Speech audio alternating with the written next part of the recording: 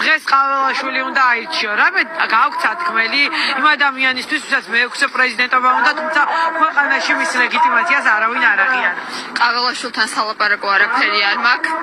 ვურჩევდი რომ სადმე ჩააბაროს და ისწავლოს რომ სხვა დროს სათრევი არ გახდეს. მე მინდა ეხა გამოვეხმაურა მამაშალვასთან მიმდინარე ამბებს.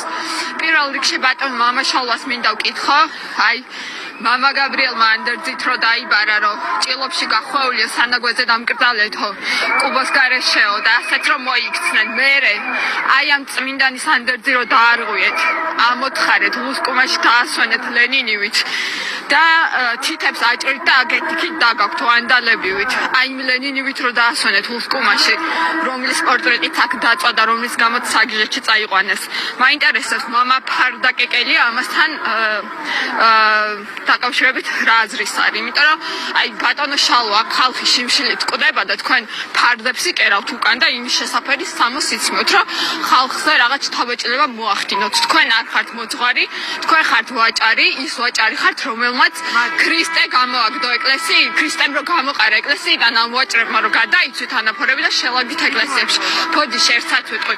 მამა გიორგი რაზმაძეს მინდა ვკითხო, ბატონო მამაო, გახსოვთ ალბათ 5 წლიდან და ეს ამ ხელა ვიყავით თქვენთან წადარში დავდიოდი. არაფერი არ არსებობდა, დიდი დიღმიდან ფეხით დავდიოდი ხოლმე ავჭალაში. 2012-ში თქვენ ძლივს მოყვანილ მამაჩემთან ერთად ტაძარში ვიდექი და თქვით რომ ამბიონიდან რომ ნიშა სააკაშვილსო, ვინც მოხაზავსო იმასო მე ზიარება საუკრძალავო და მამაჩემს იმის მერე ფეხი არ შემოუდგამს ეკლესიაში. ბედნიერი ხართ ახლა მაინტერესებს.